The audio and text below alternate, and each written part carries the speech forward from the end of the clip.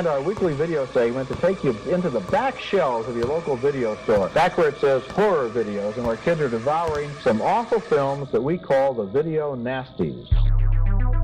Are you freebasing? Inquiring minds want to know. I have to break free from this culture of mechanical reproductions and the thick incrustations dying on the surface. Fuck the prime time, bitch! Monmouth in the flesh. The pain, I can assure you, will be exquisite. As for our deaths, come with me and be immortal. We have such sights to show you. Gotta return some videotapes. Hello, horror hounds, and welcome to the It Slays podcast. I'm your humble host, Rowan. Hi, it's Fergie's Hollowed Out Skull Mike. And last but not least, it's Colton. And we are back, and we got Colton back in the building. It's been a little while. I felt like we haven't recorded forever. I've been very busy. Yeah, I've been making appearances on Now Slang, but yeah, since the main show, it's been over a month since we've actually recorded, so with me on the show, so... Yeah, I've been very busy. I got a new job in the film industry, so I'm working on film production or television production here in St. John's all the time. So lots of 12-hour days. I'm working a minimum of 60 hours a week. So, yeah, I'm very busy. So I'm happy I'm here. I'm also a little bit tired that I'm still here, but, hopefully it'll make for a good episode. I caught myself when I said that because I was like, wait a second, I literally saw you like 12 hours ago when we recorded and announced. I was going to say, yeah, we've done 2 recordings this weekend, so yeah. But,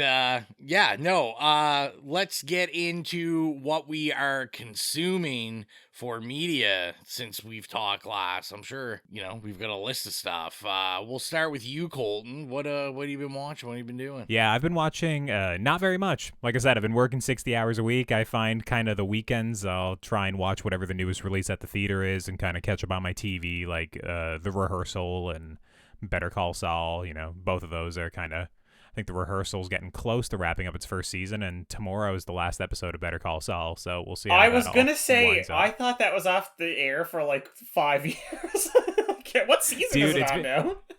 I think it's like season 5 or 6, but yeah, there was a long break. It feels like it's 9 or 10. COVID. Oh, that's true. It's been I going keep for forgetting a long about time. that. Yeah, that's true. I think COVID kind of crippled their production a little bit because I feel like it was almost like a year and a half to 2 years between season 4 and 5. And I kind of feel that as a consumer as well. I'm definitely not as invested in the show as I used to be, but I mean, it's definitely picked up in the latter half of the season for me, but it's certainly no Breaking Bad is what I'll say in my opinion. But yeah, other than that, I watched Nope. Obviously we covered that on Now Slang. I won't get into it too much, but I was a big fan of it. It's my second favorite Jordan Peele movie, and I love the sense of scale and the old sci-fi Western vibes throughout it. It was very much a movie I was completely on its page the entire time, so I very much enjoyed that. I watched an old Buster Keaton movie from, I think it's like 1927. It's nice. One of the assistant directors on set was like, "You have to watch The General, man. You have to watch The General." And I was like, "The General? Like, what the hell is this?" Anyways, I turned it on, and I was super impressed by it. It's like an old, like I said, a movie from 1927, a silent movie. And essentially, it's like Buster Keaton's girlfriend gets kidnapped, and his train gets kidnapped, which is named The General. And it's just essentially almost mostly a chase movie. And it's just basically, it's all practical effects, all on a train chasing another train. And it's just pretty incredible how they keep like ratcheting up the stakes of like what can happen on 2 trains chasing after one another. I mean, the cinematography is really modern. There's set pieces where there's like 200 mounted cavalry like riding with guns in the background and shit. It's very impressive. Yeah, I was actually pretty shocked by it. It was like, when I watched it, I was like, oh my God, that's like an easy 5-star, and it was a silent movie, right? So yeah, I really enjoyed it. Yeah, and I guess probably the last thing I'll mention, it's been a while since I watched this, but I watched Incantation, which I don't think I mentioned on our previous show I was on. Maybe I have. I don't know. I feel like I've talked about it on a couple of things now. Maybe it's just because I called into Amon. They wanted kind of me to give some recommendations of what I enjoyed this summer. But yeah, it's a Taiwanese found footage horror movie that kind of the less you say about it, the better. It's one of those things when you watch it, it makes you part of the movie. Like it very much kind of directs the relationship between the filmmaker and the audience, and kind of gets you involved in some ways I've never seen done on film before. It's also a found footage horror movie that is not like, 80 minutes of boredom with 10 minutes of scares at the end. It's very consistent. Like, it's always delivering the scares, kind of how they subvert some of the, it's like a Buddhist iconography in the movie, and like kind of pervert it is really interesting. And yeah, I'd highly recommend it. I think it's kind of going under the radar. I've seen a few people kind of give it negative reviews, which I completely don't understand. But yeah, I think it does some really interesting stuff. It's well worth a watch, in my opinion. Incantation on Netflix. I love the name. That's pretty much all I've been watching. Yeah, no, you should check it out. It's really good. Maybe I should just pick it for an episode sometime. Yeah, there you go. I don't know. Force me to watch it. Yeah, I'll give that some thought. Yeah. But yeah, Mike, what have you been watching? I have been watching not quite as much trash as usual. You will be happy to hear. Although a little bit. I am now totally caught up on Canada's Drag Race, which shout out to, we finally have a hometown girl on, Irma Gerd from St. John's. Doing very well. Wow. Love All it. right. But other than that, I realized that my Arrow Player subscription, due to circumstances that I will not go into at present moment, was going to expire the day before yesterday. So I was going to try to blow through a bunch of like old shitty horror movies that are on there that I don't really have any other way to watch, and I don't want to spend the $50 for one of their beautiful Blu-rays. Yeah. So I was going to watch something that I have never seen before, and I was sat down drinking some beers and decided to put on Death Screams, which I had seen before, but when I was like 12, because I saw it on TV at like 2 o'clock in the morning, and it was just awful, of course. It was an awful $20 1982 slasher, but I don't know, I mean, it was kind of fun. But I've been like reading too, like I've been picking through this horror collection called There Is No Death, There Are No Dead, and it's like tales of spiritualism horror, which is kind of cool and different and unique, and it's like to me it was like a really interesting different like theme for an anthology, and also several of my favorite authors have stories in it, which was a big draw. Cool. So I'm really enjoying that, and I'm reading After the Banquet by the late great Yukio Mishima, and I'm also very much enjoying that. And I'm hoping this week to get out to see Bodies Times 3. So really, that's all I've been consuming. And I'm sure you're going to say something disparaging right now. I was going to say, I can see it on your face. I also saw that. Yeah. Yeah, listen to our now slaying, I guess. I was not a big fan of it, but, Rowan was, so. Well, here's the thing. I'm not going to listen to that until after I see it, because I want to go in 100%. untainted. Yeah, that's why I'll leave it vague. I don't want to affect your viewing experience at all. Especially since you don't go to the theaters very often, No, I still haven't gone back since COVID, so it's been like 2.5 years. So I'm like this, every time a movie comes out, like Scream was going to be my movie back, and then we had the like theater shut down because we had that big nasty wave, and then I was going to go see Nope and all these other ones, and I just had X, and I just keep not getting out, but I'm really like this week I'm forcing myself to do it. So there we go. To be fair, I think it'll be up your alley. I think yeah, like it really seems like a movie for people who are I guess who are terminally online. As much as I hate to admit it, that 100%. Does sometimes cover me. Yeah, that's definitely a theme in the movie for sure. Yeah. Bro, what have you been consuming / buying? I like it. I've decided that I figured out I'm always the one that goes last, and I think it's just because you guys are always so tired that you can just like sleep for 20 minutes and then you just set an alarm. While you go on your giant rant, and then you guys are just like, oh yeah, that sounded great, Rowan. So I can't believe, it's been a long time since we've all kind of been on. I feel like it's been forever, even since the Willow episode. So we saw Bodies, and Nope, and they/them. that we all Oof. have now slains up on them. So, you know, you can go listen to what we thought about them. Also, Prey. And Prey, yeah, that was the other You one never I was mentioned trying Prey, to think of. Yeah, Prey. Oh, see, that's what I meant to watch this past weekend, and I forgot about. Yeah, get on it, man. And then these guys have already heard me complain for like 3 weeks about it. But I got out to the theater. I did see Where the Crawdads Sing. And and it was not apparently I didn't know what it was about, and I just went and saw it on a whim. And yeah, don't go see that. It was quite terrible, quite terrible. The best thing about it was the trailers at the beginning. I'm like super pumped. That was the other trailer that played again when I saw Bodies was that The Last Woman King, or whatever it's called, with Viola Davis. Oh, yeah, that played. Oh, for me as yeah, well. yeah. And man, every time I see that trailer, I just get fucking super pumped. And I'm just like, this looks so badass. Yeah, and honestly, I've been on not so much a horror kick, like an action kick. I like to watch them at work, because then I don't like really have to think. If I'm not paying attention, I don't really care. So As if there's any hope of that happening, but anyway. Yeah, so I finally saw all of like the Ocean series.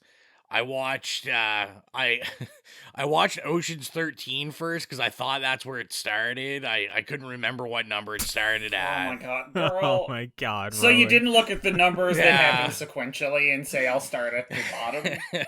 Yeah, I would no. forgive you if you started at like Ocean's 8, you know, and just didn't look at the release Yeah. year, you know, but yeah, starting at 13, that's criminal, I think. So yeah, I started at 13, then I went back. I did 11, 12, and then I did 8. Overall, I really like them. I didn't think I'd be into them, but I thought everyone was kind of charismatic. I thought 8 was a giant piece of shit. Yeah, I agree. I'm not a fan of that one either. I was quite disappointed. It just didn't, there was like, it was shot a little more like a typical kind of like mainstream popcorn movie where like, especially Ocean's 11 had a little more of like a guerrilla style to the filming. You know, I felt like I was watching like Swingers or something, like something really independent. That's a deep cut. And I think, I didn't know it was a controversial take, but I think I like 13 the best. I wonder if that's due to the way you watch them, you know, where it was kind of like it was your introduction to the world and you kind of learned all about the characters. I wonder, but Yeah, I kind of also wonder that. Plus, I'm just a sucker for Al Pacino. So I was just like, oh, Al Okay, Pacino, fair. like, that's cool. I saw The Gray Man. I feel like I watched it when everyone else watched it when it came out. Ryan Gosling, I was like, yeah, sure. And I thought it was pretty mediocre. It's the source material is mediocrity defined, so Yeah, it That's not was, surprising. you know, salute to Chris Evans and that mustache. And, you know, I appreciated that he was like, I'm just going to go far left from Captain America and just be like the biggest dirtbag character possible. But the acting really wasn't the issue in it. It was just, you know, it was just like mindless set pieces that like didn't either make sense or they didn't utilize well, like stuff that should be tense wasn't tense, and it was just, you know, very, very mediocre. So then that kind of led me on this weird spiral. I watched The Contractor, which was from earlier this year. It had Chris Pine in it and Ben Foster, and that was also it was all right. It's kind of it's got like, you know, this overall message of like, what about the vets kind of thing. It's about veterans and you know, basically working for this like blacklist CIA private contractor, and unfortunately, like most movies Ben Foster's in, he's the best thing in it, and he's in it for not that long. So, you know, I'm not a huge Chris Pine guy. yeah, I just creeped this on Letterboxd, and I'm a little bit disappointed because when you mentioned Chris Pine and Ben Foster, I thought maybe it was David Mackenzie again, you know, like Hell or High Water, like they were together in Yeah. that movie, and that they were both excellent, and I love Hell or High Water. But yeah, it's not by that director, so Not at all. I don't know, maybe he saw that movie as well and cast them in it, but yeah, it doesn't seem to have the most favorable reviews here either. So I haven't even heard of it until you logged it. It's so. I think it's like an Amazon exclusive. Oh, that kind of.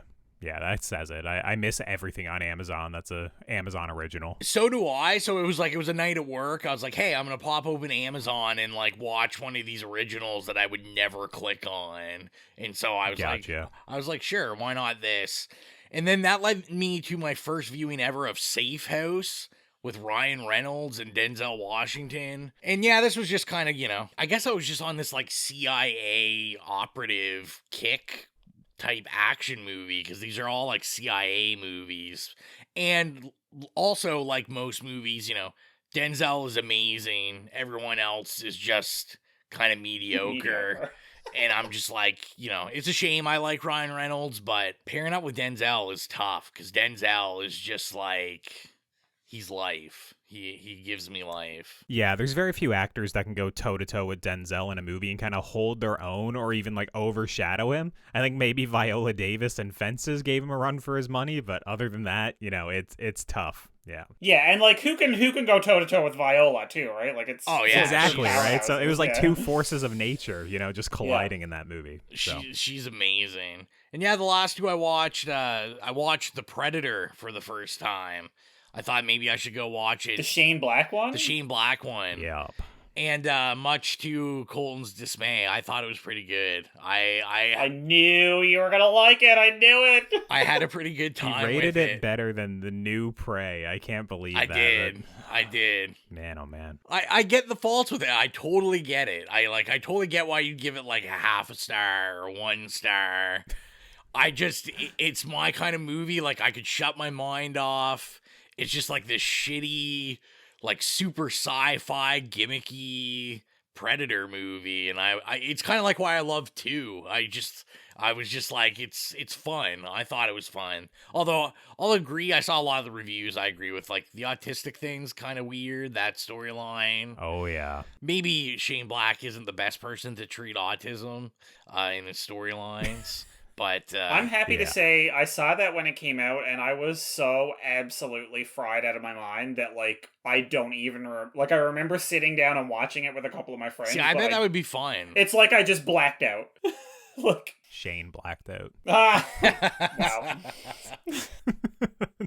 And then the last thing was I rewatched the Firestarter remake just because I had bought it on Blu-ray. I was pretty angry. I couldn't. I waited like days and days. The Walmart in my town like didn't get it. They didn't have a spot for it. So I went to the city to go pick it up, and the place in the city, the price was like double what I knew it would be at Walmart.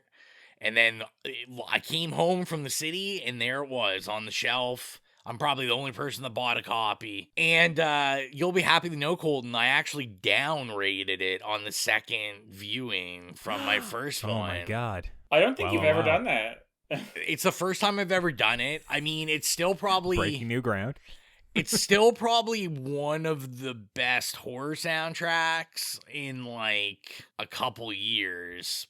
But I didn't enjoy the watch as much this time. And there was some weird stuff going on with the transfer on the Blu-ray. At first, I thought there was something wrong with my TV, and then I found out it was just the Blu-ray. There was like this weird ghosting.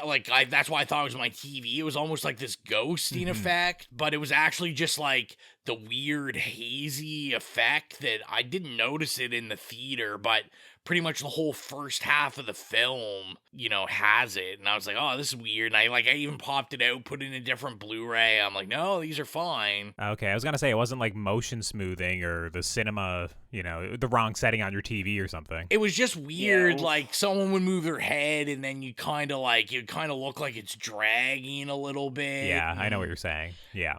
And yeah, so I didn't really really took me out of the film. I mean, I still shout out if you want to watch it. Like if you want to see sexy dad bod Zac Efron, it's still worth it. And the soundtrack, but yeah, I had to downgrade it, guys. I'm sorry. I was championing Firestarter for everybody. I was gonna say before we move on, I think we got a couple of important additions to the list of same as Jaws or better than Jaws, based off of what you've been watching. We have yes, okay, this is my favorite game. This is my favorite fucking game. Ocean's 13, just as good as Jaws, according to Rowan.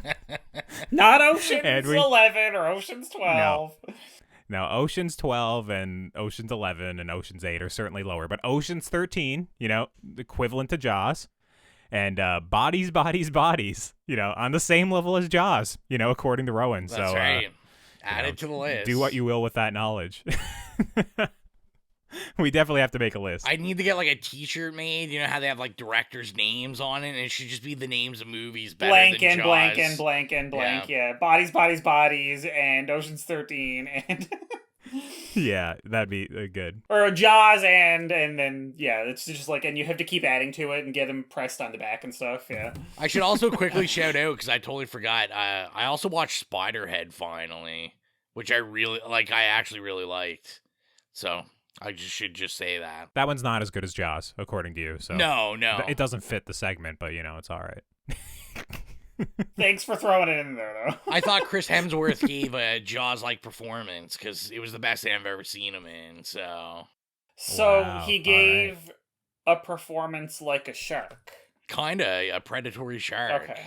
That runs a big pharma company. As opposed to the non-predatory sharks, the friendly ones. Yeah. The friendly sharks. I'm sure there's friendly guys. Wait, isn't that like, a nursing baby shark, I guess. Is baby shark friendly? Baby I shark. assume baby shark is friendly. I haven't watched it, but yeah, probably. So, let's get into the selection for this evening. This was a Mike pick. Do you want to introduce it, Mike? Sure. So, this evening / morning / afternoon / in your dreams, wherever you're listening, we are going to talk about, from 2007, one half of a cinematic opus from 2007, Robert Rodriguez's Planet Terror. So let's get into the trailer, and then we'll come back with the bio and our review. It was called The Grindhouse. Theaters that played back-to-back movies featuring uncensored sexuality and hardcore thrills. Now, Tarantino and Rodriguez are bringing The Grindhouse back with 2 explosive feature films. First, They're stealing biochemical weapons. when the laws of science are broken, the last hope for humanity rests in the hands of a few. Doc Block, his prescription, pain. We gotta lose the arm, Joe. What do you mean lose arm? My arm? Dakota, one hot mama who knows the score. If anyone comes to the door, I want you to shoot them. What if it's Dad? Hello, baby. Especially if it's your dad. El Rey, cross him and it's lights out. And Cherry Darling. I made you something. She tastes like trouble. With an attitude to boot. In Robert Rodriguez, Planet Terror. Planet Terror was written and directed by Robert Rodriguez, and the story is as follows. After an experimental bioweapon turns thousands into zombie-like creatures, a group of ragtag survivors must band together to stop the infected and those behind the bioweapon's release by any means necessary, before the world as we know it becomes Planet Terror. They said the name. Oh my god.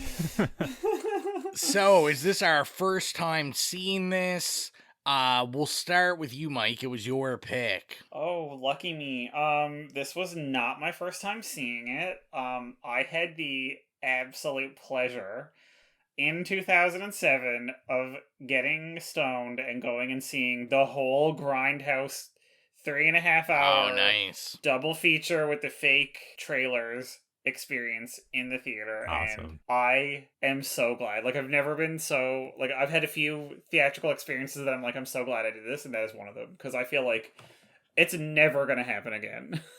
It was so cool to go see a double feature. I mean, really, it was one movie in a way, but it was not. So, you know what I mean? It was just, I just love it. You always have to make your own double features, They never have like themed ones. It's just like, I'm just gonna go see 2 movies. And even then it costs like $70, so. Yeah, exactly. This was 2 movies for literally the price of 1. So, I don't know. What about you, Ro? Yeah, so I've seen this like a shit ton of times. Especially like back, let's say this came on Blu-ray in like 2008, like DVD, Blu-ray. Like, I definitely owned this on DVD, and it was a rental. Like, I watched this a ton. I wasn't as lucky. I never saw it in the theater, and I'm not sure why. Because I remember this playing in the theater, and I don't really know why I wouldn't have gone and saw it, but I didn't, so I had to watch it on video. But yeah, I am very, very familiar with this. I will say, this watch, like, I probably haven't watched this in, like, at least 8+ years. So it has been a while. What about you, Colton? This, strangely enough, is a first-time watch for me. I have seen Death Proof, when I was going through my film bro movies, making sure I've seen all of Quentin Tarantino stuff. But, of course. Yeah, Planet Terror is one that I remember seeing the posters for. I remember seeing the DVDs, the VHSs for type of thing in theaters as I was... Not theaters, sorry, in video stores when I'd rent them on the weekends. And I remember always seeing, like, I was like, oh my god, a chick with a machine gun for a leg. This looks terrible. Yeah. I remember I'd always see it, and obviously the box art was super cheesy and, like, basically, like, just not what I was looking for at that point in time in 2007. So yeah, this one's always slipped past me, and yeah, I think it was just kind of like I watched Death Proof, and I was like, that didn't really hit for me. I'm not going to bother to watch the other half. It was a weaker Quentin Tarantino movie, so I just kind of left it at that. And I'd say I was pretty surprised by it. I very much enjoyed my first viewing of this movie, for sure. And it's definitely nothing like remotely like Death Proof. No, Right? they're very different. Yeah. Yeah. Other than, I think Death Proof kind of has like a half hour in the beginning where they're in like a kind of like a sleazy bar, kind of talking a lot before like the chase sequences near the end. It feels like almost like very 2 different movies Death Proof does. Like the first half feels kind of similar to this. Yeah. And then the second half is almost like an action chase movie, more concerned with like stunts and stuff like that, right? It's very different. Yes. I mean, Zoe Bell literally just like carrying the show for like 45 Yeah. solid minutes. Yeah. For sure. Yeah. So I have a question for you, Mike, just as someone that, we didn't see in the theater. What played first? Was Planet Terror first, or was Death Proof first? I'm pretty sure it was Planet Terror first. First, yeah. I was just curious, like No, it was. Yeah. They had fake trailers, then Planet Terror, then more fake trailers, then Death Proof. Okay. No, I just wanted to know, because I have like some sort of box set special edition Blu-ray they put out of this. So I was just curious, like, if they kept it in the order, because on this one, I don't love it because the movies aren't on separate discs. It's just on, like, you play it, and then it just goes right in, like, fake trailers, and then it starts playing... Death Proof, so I was curious if they kept it in the order. No, Death Proof was definitely second. I remember that, feeling like dazed when I came out of Planet Terror and then going into Death Proof, and like Colton said, there's like a, really chatty, like, kind of lackadaisical interlude there, and it's like, wait, what? You know what I mean? And then of course it totally switches gears, and I'll have to watch it. I think I've only seen Death Proof once. I think I remember when I saw it, I wasn't a huge fan of it, but I quite enjoyed it. Everyone I know loves Death Proof, so I understand why a lot of people don't like rank it high in his like catalog of movies, but first of all, it's like the actresses, and it's like pretty much an all-female movie, which I always love. Yeah, I think Mary it's kind Elizabeth of Winstead, like... Yeah, I was gonna say, for me, it's like circumstances where his filmography, in my opinion, is like so great that this, like, Death Proof is still good. It's just not great or excellent, in my opinion, right? It's still a good movie. It's just, it's not Inglourious Bastards or Pulp Fiction. Yeah. Or It doesn't hit those heights, right? Yeah. But I feel like he was going for like to me, like, when I watched it, I guess I knew that he was just going for like that kind of niche recreation of like a specific type of movie from like the 70s. Yes. So I was like, yeah. I like his take on that. I was like, it's not really like a Tarantino movie. It's more like a riff. So it's fine. I'm just like, I'll like it for what it is in his catalog. You know what I mean? So we know where we're going to start. Our favorite kill, favorite scene, however you want to categorize it. Colton, first time viewer. Yes. My favorite scene, it's not a kill. You know how my mind works. I don't really usually notice the kills, although this movie has loads of them that are very fun. Yeah. I very much noticed the buckets of blood and all the great squibs, and you know, it's a lot of fun. But my favorite point, or my favorite part of the movie is the missing reel, I have to say. I love when essentially the reel goes missing, it just kind of halts, and then we skip ahead what feels like, 11 to 15 minutes, like a reel of film, and we're just kind of like in media res of the third act of the movie. We just completely skip over like the end of the place is second on act. fire, right? Like Yeah. It's all on fire. It's a great comedic beat. There's like kicking open the doors with guns blazing and stuff. It's a lot of fun. When I was watching that this time, I was like, oh shit, this is genius, right? It's like making good on that grindhouse kind of aesthetic, or like kind of what they were selling the audience on going into it, where it's like, oh, you're watching these movies from a different time, like the grain all over it. They're trying to make it a theater experience. It's I very much love that. I was like, yeah, that was the moment for me. There's a couple other things that I think are really cool, but I'll leave those for maybe you guys to shout out, or we'll get into it later on in my notes. But yeah, that was like, this is clever, and I kind of like love this moment for me. It really was. It was such a like good like kind of recreation of like that more like kind of analog experience, I guess, that a lot of people going to see it would never have experienced. It all burns up, and like, yeah, like if you were actually watching it being projected on film, that would have been pretty sick. Like, I don't know if they did that at the time at all. I don't know if they did like a road show or if they had reels in any of the theaters, but like that is very cool. They did a great job like emulating that effect for sure. Yeah. But yeah, what about you, Mike? What's your favorite kill or your favorite scene? It's tough because I quite enjoy this movie, and I'm a big fan of like a lot of the different like set pieces in it. But I think my favorite, and it's more of like, it's not really like a particular scene, it's more of like a collage of a few scenes that in my mind I cluster together because I take them out of the context of the things that interrupt them. And it's when all hell starts going loose in the hospital and Marley Shelton is getting discovered by her husband as being a cheater, and then confronted by him and stabbed, and then making her way home. And I just think that it's so well done. Like, it is actually very tense. Like, it's a very tense scene, but it's so slapstick and absurd and comedic, because she's just like, got her hands like totally numb. It's like just so over the top. And then when she gets home and the fucking babysitters are there, and they're like two of my favorite characters in that whole movie. And I'm just like, I love Marley Shelton too. Like, that's what I need to come out and say. Like, she is one of the people that makes this movie for me. And so I really enjoy that. And it reminded me a little bit also of the opening of the Dawn of the Dead remake. Oh yeah. From 2004, which I, had seen a couple years before and absolutely loved. So I really like that.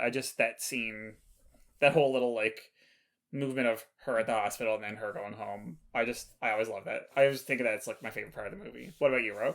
Kind of like you. It's really hard because there's a lot of great scenes in this. I mean, I always like Marley Shelton's scene with the needles when she's introducing you to her little friends. Oh my god. Yeah. Like my skin crawls. It crawls. Like I said, I haven't seen this in a long time, and just like the minute she starts saying it, I remember it all like line for line, and I was just like, this is absolutely brilliant. Yeah, it's tough because like I said, it would either be a tie with that, and I do love when like Rose McGowan gets her gun leg, just because it's like such like a shitty grindhouse action movie thing. It's like, it's like, how would this gun even fire? Like, right. Yeah.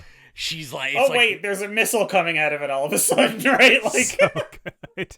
like, but yeah, no, I was curious, like, I guess it'd be different for you, Colton, because this is your first time seeing it, but I guess more of a question for you, Mike, like, 2007, like, were you already on the Rodriguez train, or? Oh, listen, girl, I was on the Rodriguez train as soon as when I was a teenager, I saw From Dusk Till Dawn. And then I saw Desperado, and that was just it. Like, everything. Yeah, come I was on, just Rowan. Go Go exactly. ahead, Mike. Come Sorry, on. yeah. What's wrong with you? What is wrong? I was going gonna to say, even I was on the Rodriguez train. Okay. I mean, I had Spy Kids, and Spy Kids Yeah, 2 exactly, and Spy Kids Kids, 3D. like- I've never man. seen any of the Spy Kid movies. You're missing out, dude. I love those movies as a kid. They're so bad.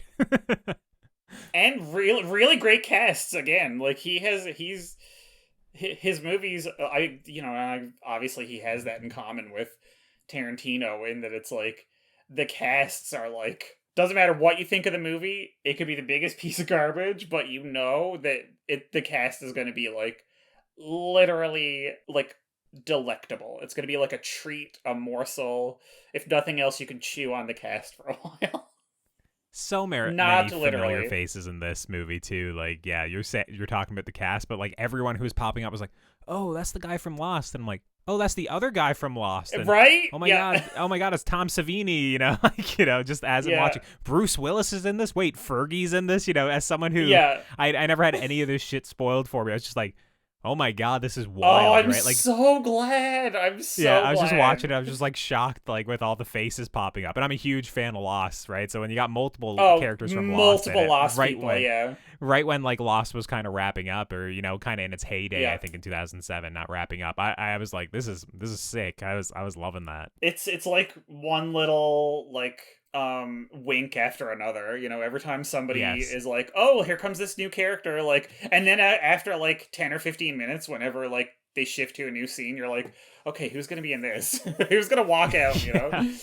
I was just almost like waiting for cameos in a way, and the thing is a lot of them aren't actually cameos. They come in, they kind of make a big deal out of it, but then they actually have like a little arc that's more usually more than like one or two lines, right? They got some meat to them, right? It's You think cool. the Tarantino's gonna come in and go and say something and then walk off again, and then he gets this Yeah. whole like disgusting ass fucking scene, like, Oh my god, yeah. love it. Yeah. Tarantino and like playing complete scumbags, like name a more iconic duo, really. Like Right? he loves And doing like that, and yeah. and calling back to like From Dusk Till Dawn. Jesus, like just I am glad to hear you guys are Rodriguez heads, because I feel like it's just one of those things, kind of like Tarantino, right? It's just like a real like you either love him or you hate him. I mean, Rodriguez obviously has like this real. When I was younger, this is for like the hip hop heads. I used to say he was like the Master P of movies, where it was like always putting out movies, but Master P as a rapper was like he produced the music, like he did everything in house and then released it. And then, was very successful with it, where, like, Rodriguez is very much the same way, like... Oh, yeah. Like... I'm gonna write it, I'm gonna edit it, I'm gonna direct it, I'm gonna be the director of photography, He did the music in this Produce also. it, I'm gonna do the music. Yep. Yeah, Right? exactly. Which I it's read, crazy. Yeah. what's even crazier is I read that originally Carpenter was signed on to do the soundtrack, and Carpenter like yes, because he references multiple Carpenter movies, and he couldn't do it, so I didn't notice it. It's been a long time since I've seen Escape from New York, but apparently they said that they actually took music from The Thing and Escape from New York, and it's in Planet Terror. I could sort of hear that when I was watching it this time. I don't know if it's just me projecting, and I was thinking of like because obviously there's like a huge chunk of it that's like Assault on Precinct 13 referencing, and again it's like you have that ominous synth score that just like never lets up. I will say that like preteen teenage Rowan was obsessed with Desperado. That was another like high rental, like that in El Mariachi. Like I rented those all the time. I used to go down to the like CD stores, used CD stores downtown here, like literally ever since I was probably like 7 or 8 years old. And I'd buy tapes, I'd buy CDs, I'd buy whatever. And I think all of his like 90s movies, like Desperado and everything, and From Dusk Till Dawn, I had like CDs of all the soundtracks. Nice. And when I moved like 3 moves ago, I ripped all of my CDs to a hard drive and then like gave away what people would take, and whatever people wouldn't take, I donated. And I've never I have all these like cool Robert Rodriguez soundtracks, which are amazing, and I had the CDs, which are probably like collector's items now, and it's like, fuck, why did I give them away? I can't believe that we've even talked about this 2 minutes without Mike going on about Rose McGowan, just because I know Mike is ever since I've known him, is a Rose McGowan fan, a stan. Oh my god, listen. Cherry Darling. Again. Cherry Darling. I was gonna say, I love, like, the opening scene to this, and just, was it you, Colton, that said that this was a super horny movie? Yeah, it feels pretty horny for sure. I don't know if it's quite as horny as From Dusk Till Dawn, because you have the vampires in there that adds an extra layer to it. But yeah, it felt pretty horny when I was watching it. I was like, do all Rodriguez movies start with a, an extended, stripping sequence, I think if he had his way, they would. I feel like that. I think he does, because he has like a whole catalog of like really good stripping songs, I think, in his like music library, and I feel like he's just like, I need an excuse to like use these really good like sleazy like bluesy like nighttime rock songs that would be really good for like pole dancing. Rodriguez is like the master of just creating like seedy bars, like seedy restaurants, just like there's just something about his aesthetic. He just gets it. Like, he gets anyone that wants this kind of movie, what they want it to sound like, what they want it to look like. And I mean, you're right, Colton, like when I watch this, you can't not watch this and all the connective tissue to, like, From Dusk Till Dawn. I mean, we have the same, like, the sheriff is the same character from Dusk Till Dawn in this. Oh, I never picked up on that. It's been a few years since I've seen From Dusk Till Dawn last. Yeah, I can't think his name, but it's like, it's Marley Shelton's, like, father, who's, like, the older sheriff. Yeah, I know. I'm, like, his name is on the tip of my tongue right now. Fuck. Michael Parks? Was that it? No. Yeah, Michael Parks is it. Sorry. Yeah. Yeah, because the two Michaels are the cops. And Michael Biehn. Because he's in, he's in Death Proof, he's in Kill Bill. Yeah. But yeah, that character is in, like, a couple Rodriguez Tarantino movies. And I think, like, I mean, obviously Tarantino's in this movie, but I love the bromance. Like, there's so many just, like, it kind of reminded me of, we always talked about when we talked about, like, Nightmare on Elm Street, stuff like that. Like, kind of the Wes Craven, John Carpenter, like, nods and the Sam Raimi nods of, like, just including little things. Like, if you look at Marley Shelton's, like, list of, like, things Kill to do, Bill. Kill Bill is that's the last thing on the list. I fucking died. Yeah, when I saw that, it was like schoolgirl giggles out of me. I was like, this is... That was one of those, like, that I missed when I was watching it, because it only flicks on it for, like, a second. So that was one of those that when I bought the DVDs or Blu-ray or whatever I had, I assume it was probably Blu-ray. No, it was probably DVDs, because I probably picked them up used at Blockbuster. Yeah, it was like you had to pause it and go, oh my fucking god. Like, that was literally blink and you miss it. I also need to give a big shout out to Freddie Rodriguez, who... Oh, of course. How many times have I talked about Can't Hardly Wait? Like, one of my all-time favorite movies, and he's like one of the main bros in that movie. So I remember seeing this for the first time, and all I knew was, I was like, oh shit, it's the guy from Can't Hardly Wait. Like, obviously I'm gonna love And he's, this. like, ripped and, like, scarred and has all these, like, tattoos and so, like, badass. I've loved him ever since 6 Feet Under. So. Oh yeah, he's fantastic in 6 Feet Under. But this is, like, literally, this is what this happens when I watch this movie. I just get giddy. I'm just, like, everything about it, I'm like, this is just made for trash people, like... Oh, yeah. It's just, like, everything's so good. Michael Biehn, who's, like, great. I don't know the guy, but the guy that... Or Jeff Fahey that plays JT, his brother. Yeah, he's so Lost. Yeah. Yeah, and I've never seen Lost. But, like, him and Michael Biehn in this movie, like, I also live for. I love the relationship. I love the whole subplot of, like, the sheriff trying to get meat recipe. trying to get the recipe to the barbecue. Oh yeah, that's so good. Yeah. And you know, pulling at those heartstrings like at the This end. is one of those rare occasions that I will say I actually say the opposite, especially now these days. I will never say a movie needs to be longer, but if they had put an extra like 7 or 8 minutes of the two of them bantering through the movie, I would not have batted an eye at it. I would have been like, fuck yeah, give me more of that. Like, I'm just eating it with a goddamn fucking wooden chili spoon. Well, I mean, it's like I said, it's because they know what they want, even when you're getting the banter, like when they're at the police station, and, you know, Michael Bihn's, like, very vaguely, just because, you know, to them, I know that you're like, this is just funny, you know, where they're being like, you know, talking about his shady past, but not telling you what it is and just making it sound really dramatic. But like, they're having these conversations. There's cars just like exploding for no reason. It's so over the top. Like, every time a cop just like shoots a handgun, a car is like flying in the air, and it's just, oh my God. I was like, this is exactly the kind of action movie that I want and I need. I will say too that I think this is the first movie I ever saw Josh Brolin in. Like, I was not aware of him until I saw this. Okay, I'll let it slide. Old Country was maybe a year or maybe the same year as this. I'd have to Google it to be sure, but I saw that late though. I saw that like years after it came that was out. 2007, so it was probably like shortly before. And I probably didn't see that till like 2011, 2012. Yeah, I mean, what about but like, the did you Goonies? not see the Goonies? Like, I'm just like, we've had this conversation. I've never seen the Goonies. Oh my God! Wow, This is something about you that I have to persistently repress the memory of, because it's so disappointing. You're such a disappointment to me. Oh man, Josh Brolin. He was in Into the Blue from 2005, which that was like a Colton sexual awakening movie because Jessica Alba's in it. I don't know if you've seen that. Oh my God! I forgot about that.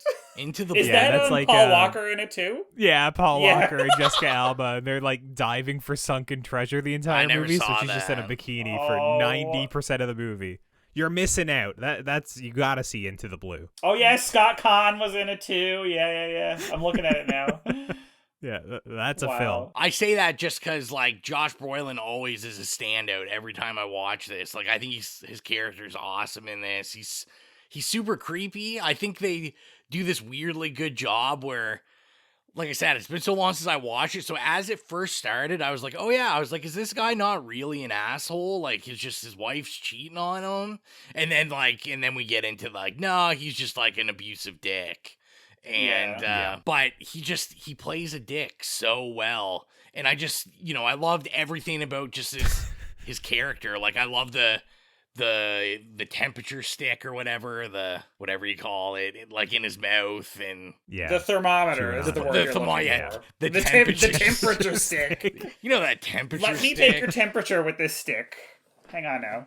Doctor in the house. I was gonna say, like, also I always forget that this is a zombie movie. I always know it's a horror movie. I never remember that it's a zombie movie. I'm curious, like, do you think it's effective as a zombie movie? Would you classify it as a zombie movie? I have thoughts about that, actually. I also sometimes forget that it's a zombie movie because the focus is so much on the characters. Yeah. I think they do, for something that's like, you know, a send-up / homage to this sort of thing. Like, they do a really good job with the characters, and again, I think it's because all the, like, things work together, like, alchemically, and, like, the actors, and, like, the aesthetic, and I'm just like, oh yeah, this is zombie. Whenever they cut to, like, the insane, you know, heads exploding and everything, and cars blowing up, I'm like, oh yeah, there actually is shit going on in this. Right, like, I kind of lean a different way where it's a very small difference, but for me it just feels like mutants rather than zombies, which, I mean, like, I don't know if you guys are familiar with like the Fallout games at all, but like mutated people and that kind of they feel more like what they are in this movie, where there's like severe deformities or sometimes just these lumpy masses and like they're almost unrecognizable as like human to some degree. So when they get to that point, like, it feels more just like, oh, they're mutants, they're affected by a biological weapon. And I understand that is also the explanation for zombies in certain universes, but it's just the way they're treated in this, and like they're constantly deforming and coming back to human and going, getting worse and worse, back and forth. It just feels like mutants to me or something. No, you're totally right. That's also like cheesier and like kind of like in the vein of the movie a little bit more is kind of what I felt like when I was watching it. But yeah, everything I read, they did call them zombies. So just to me, but it's like Fallout and movie. Resident Evil meshed into one, right? Like you're together, like, oh look, there's Wesker like transforming because he didn't take his like you know his antidote or whatever, and yeah, Bruce Willis very much at the end of the movie when he gets all transformed, right? Yeah. It's very much like it's similar to like a Resident Evil creature. Yeah, exactly. It's like how many times is he gonna like start bubbling up and explode, right? Yeah. I can't believe we got this far into it and didn't bring up the Bruce Willis is in it. Oh, I mentioned it in the cameos, but I didn't expand on it. But I was shocked. I was literally like, is that Bruce Willis or is that a Bruce Willis lookalike? And I was watching with a friend who's in town visiting me, which is another reason why I'm so busy right now on top of my work, because I have someone staying with me that spent $1,000 to come visit, and I literally only have my weekend free. That's it. Yeah. But they spent $1,000 so they could watch Planet Terror. Essentially. But look at the company, Ro. Look at the company. That's right. It's worth $1,000. Yeah, come on. Friendship is priceless. Come on, Rowan.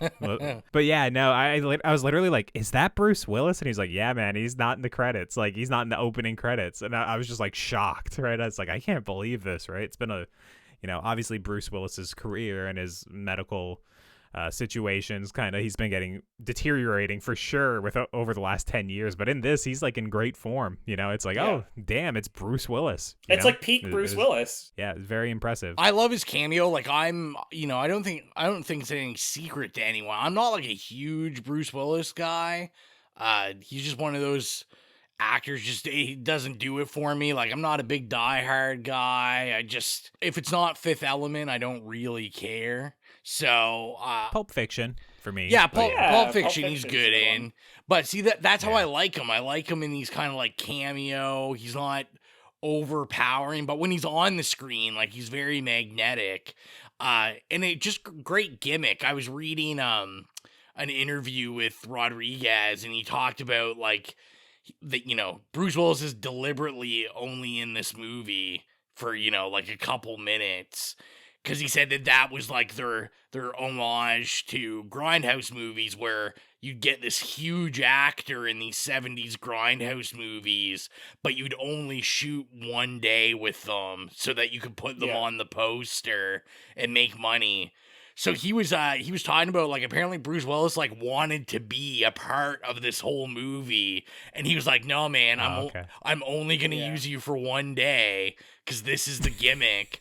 Apparently that's fair. Oh my. Apparently I didn't look closely enough, but they said that if you watch the camera angles and the backgrounds, that he actually didn't shoot with anyone else. He was just there on the sets by himself, and like that was it was all part of the gimmick, which I think just super. It's all steam everywhere. Yeah, He's and they were like that. Steam, They wanted that authentic feel where they're like, we wanted him on set, and it's just literally like, there's no other actors here. We have you on a random day, and you're just shooting all your scenes. And yeah, that's cool. I think he just, he does an awesome job. Although I'm very curious who plays him once he's, a zombie mutant. Because another thing I love is the fact that they never look anything like the people they were. Actors? Yeah. And it was like quite obviously just someone different. I don't even think they had the same voice or anything. I will say this watching it. I was watching this while I was eating in the middle of the night, and not a good choice. I forgot how gooey and just it's like very gross gooey. This movie is. A lot of fluids and fleshy bits flying around, and some rotting and green things. It's something. Yeah, lots of greeny yellow pus. A lot of Tarantino dicks falling off. That was quite a scene. Also, I couldn't help but think, I mean, obviously Harvey Weinstein's name's all over this movie, obviously. Yeah. But there's that one scene where they're showing kind of like this man's severely deformed genitalia, like on the screen, and it's like it's the crotch, but it's just like this massive like wound and like boil, and it's really gross. And they're like, and when I he remember, pees, it like, comes from out his... like a spout. Yeah, exactly, like a sprinkler, all these different holes. And I remember hearing from his trial that his penis was like severely deformed, like beyond the, basically that it even looks like a penis. And when I was watching this movie, I was like, damn, Harvey Weinstein cameo right here. I was like, holy shit. Wow. This is so gross. Yeah. That's all I could think about at the time because it was like a big thing, Maybe that was their way of like kind of getting a dig in. Yeah.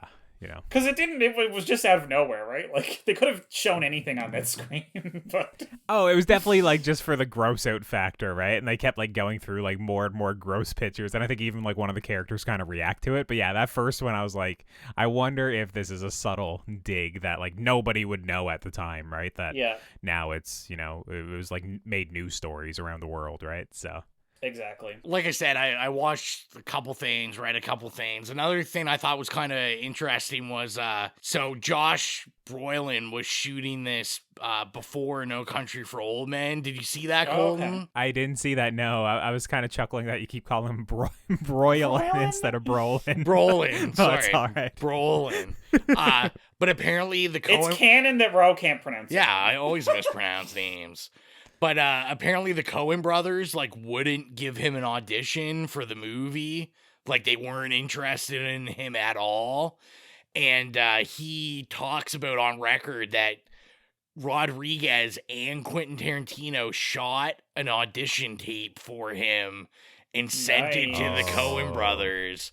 So somewhere out there's an audition tape that was directed by Quentin Tarantino and Robert Rodriguez for him to get the part. How was that not on the special features? It should be. It should be. But and they talked about that Marley Shelton like read lines in the audition tape for him, like one of the scenes. Just because, the Coen brothers had just zero interest in him, which is ridiculous. Do you know if Brolin was wearing shoes during his audition, or did he have one foot kind of propped up on a table, since QT was shooting it, just getting in his foot fetish, I love wiggle. that. Yeah, I love that Tarantino in this movie kind of mentions that he's like, oh, I've seen a stripper with 12 toes. And when he says it, he's almost like salivating, It's just like, yeah, he would.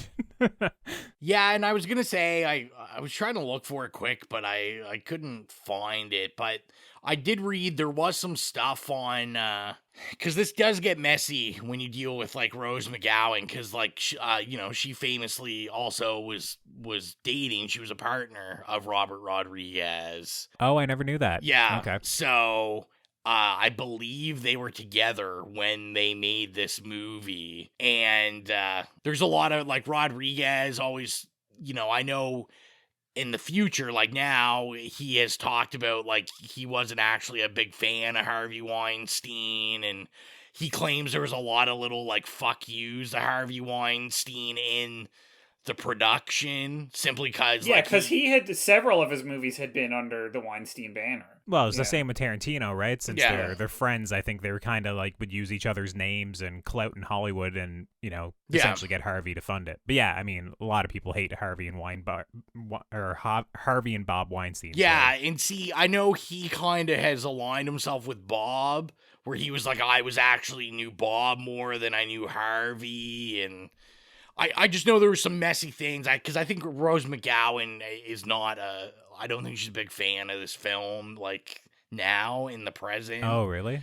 I think she felt some of it was a little, like, exploitative, and it's not really her jam now. Yeah. Rodriguez kind of argues, and, it's kind of like a couple bickering thing.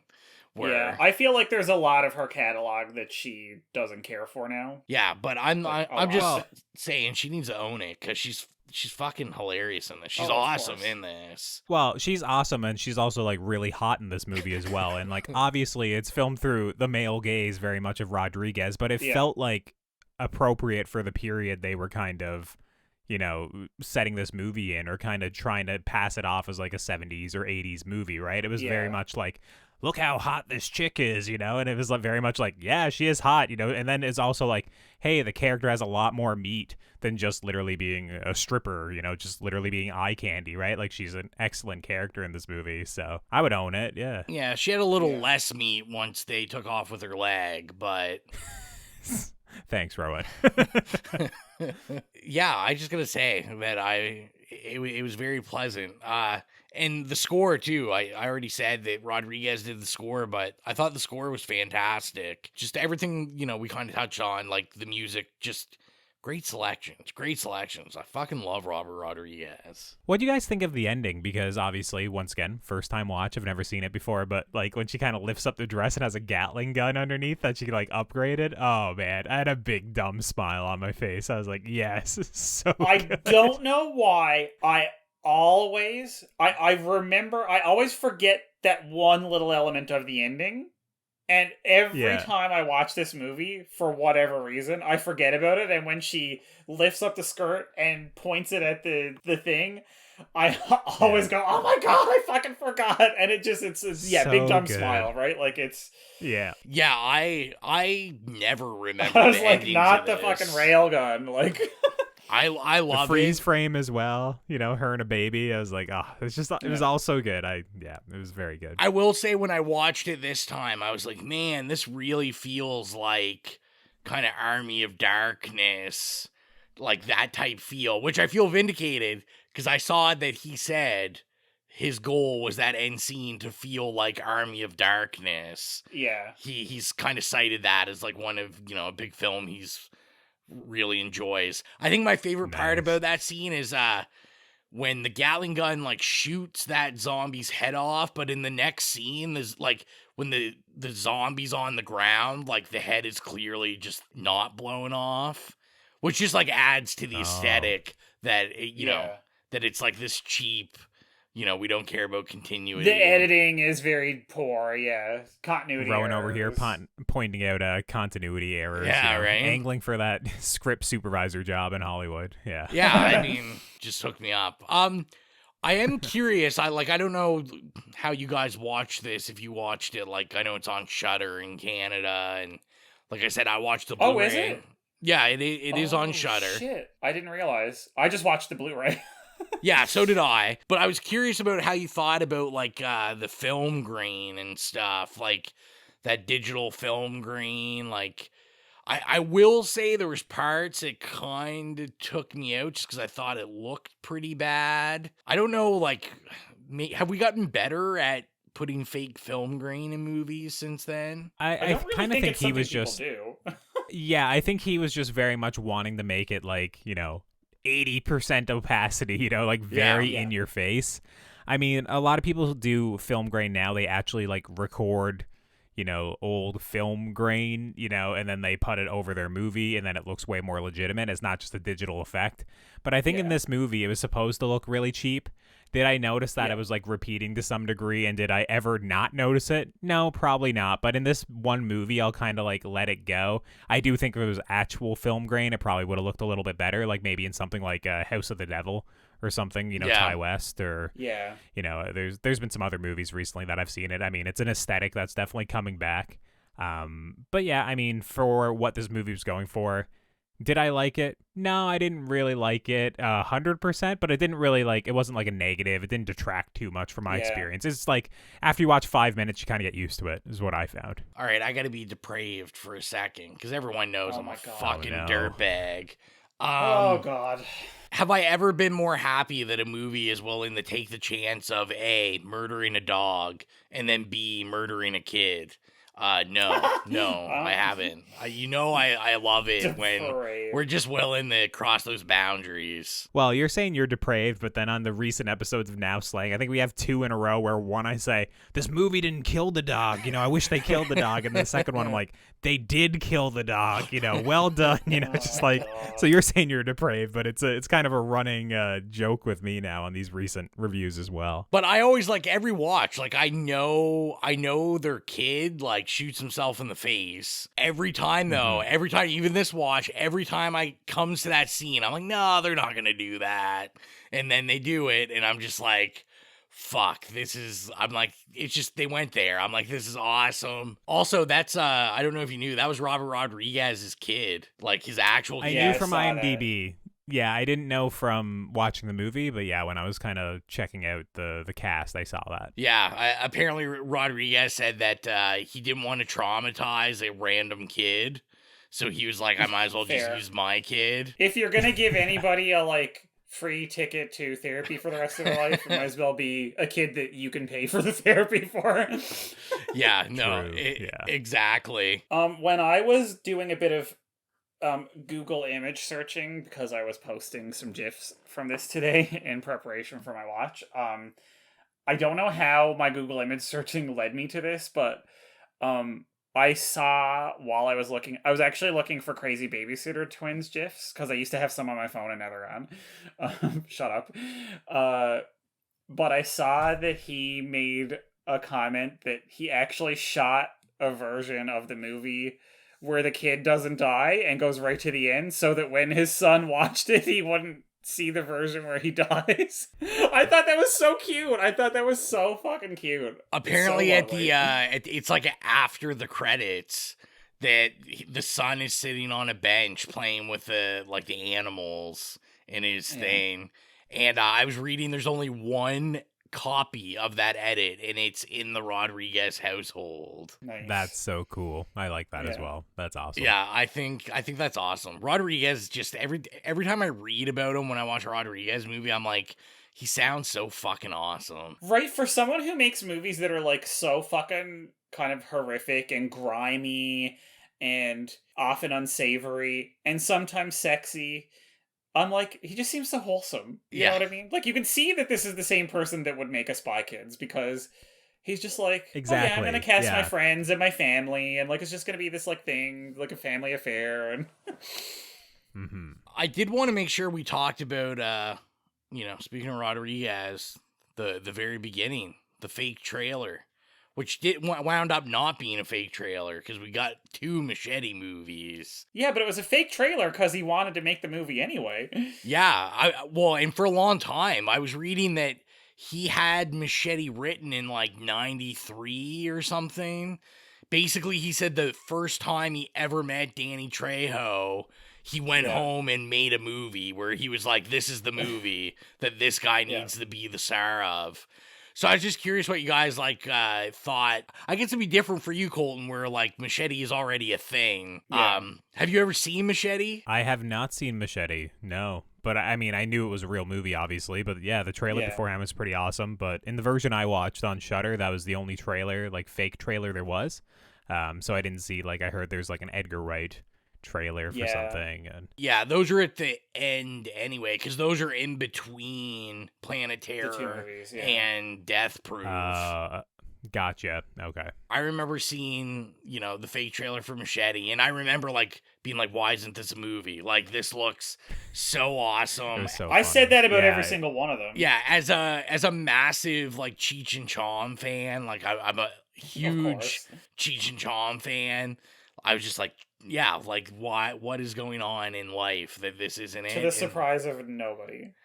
And then we got it. And then not only did we get it, but we got it with Lindsay Lohan, too. So it was magnificent. Colton, watch Machete, man. It'll make life better. Dude, and then watch Hobo with the Shotgun. I haven't seen that either. Dude, oh my god, it's so good! Yeah, it's there's so a lot of these good. movies I'm missing out on. Yeah. I've Hobo with the Shotgun has been, it's been circled in my ideas for an episode. That's a homegrown movie shot here in Halifax. I was gonna say you always. I will say ever since I met you, you've been a real cheerleader for that. Yeah, movie. we're big fans. We know people that were in that movie, and I don't know well, but I've met like the writer director, like Jason Eisner's a hometown boy. He's from Dartmouth, so. Like, I remember him, like, he used to direct, like, local rapper music videos and stuff, so, yeah, maybe sometime. I do love me some Hobo with a Shotgun. Was there anything else you guys wanted to discuss about this before we, put the wheels down, land the plane? I got nothing else, really, that I need to discuss. I don't know about you, Mike. I mean, we sort of, like, touched on a lot of what I had notes for, except like touch, more like gush. We've just Fergie, been 3 gushing. exclamation points after it. I want to say, every time I watch this, I forget how fucking beautiful Fergie is.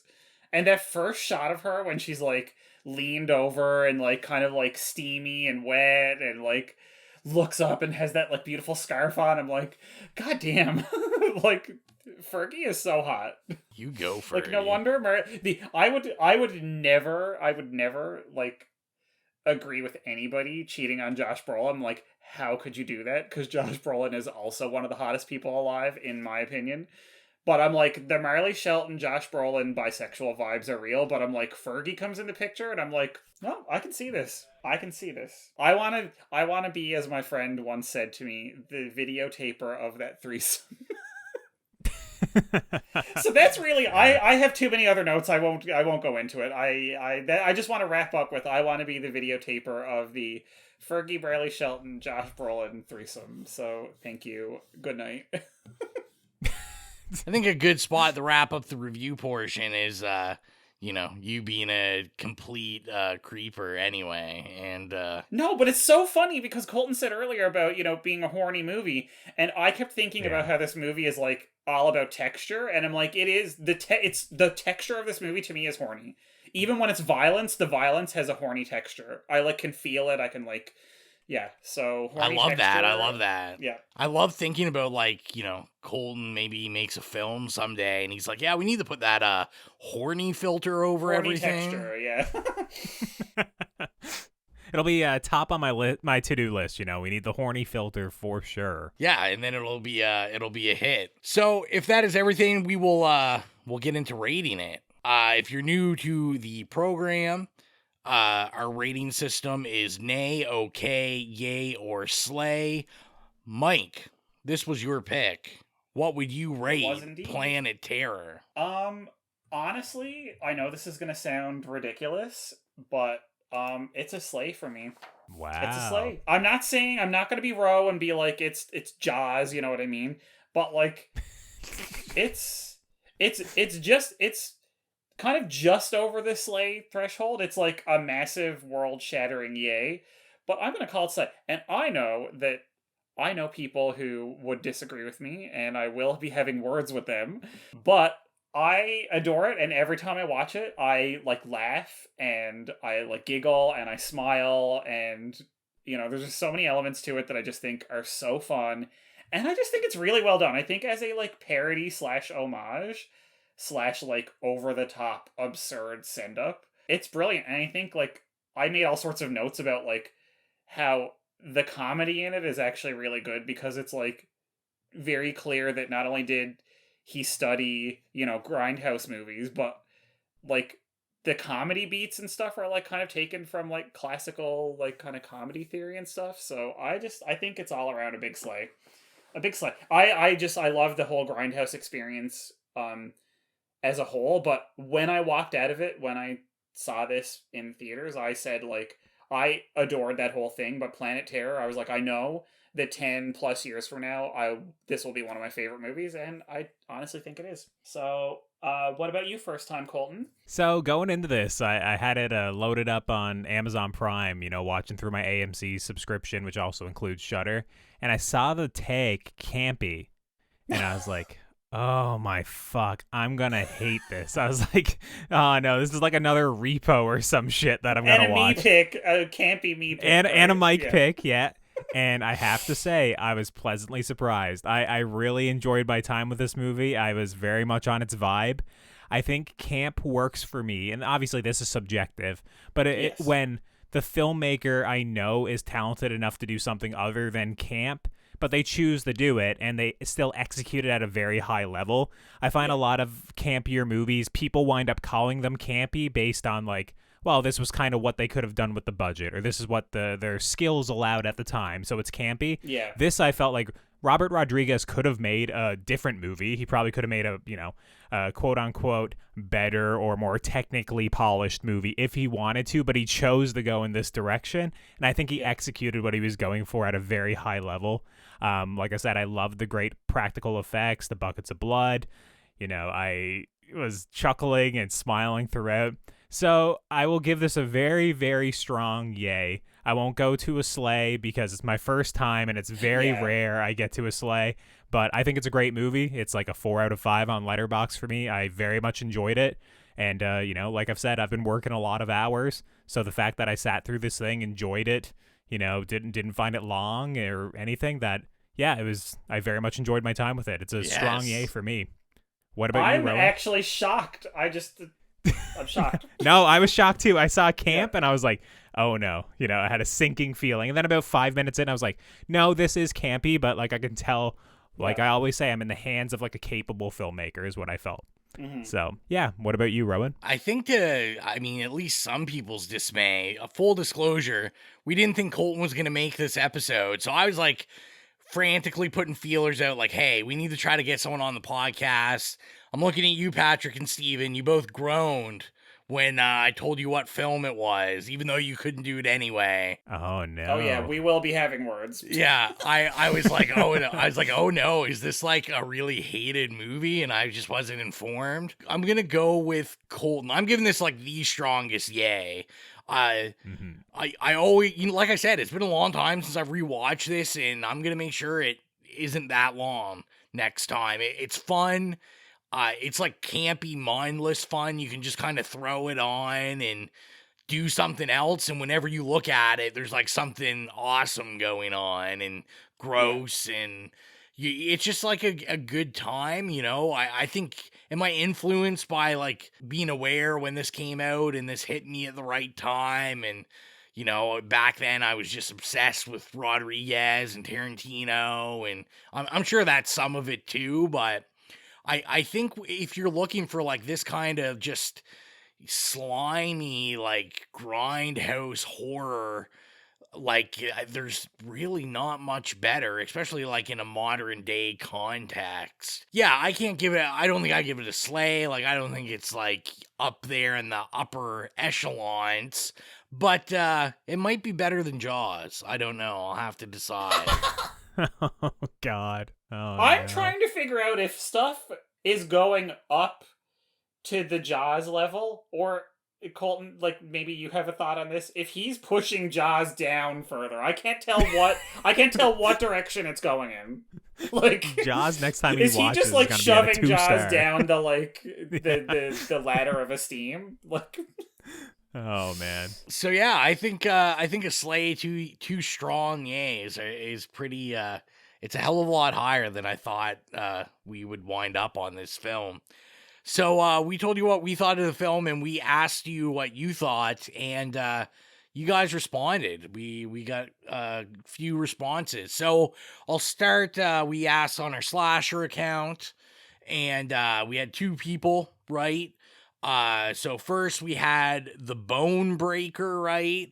And he gave just a yay with exclamation mark, and then he gave me like the like rock symbol, hand symbol.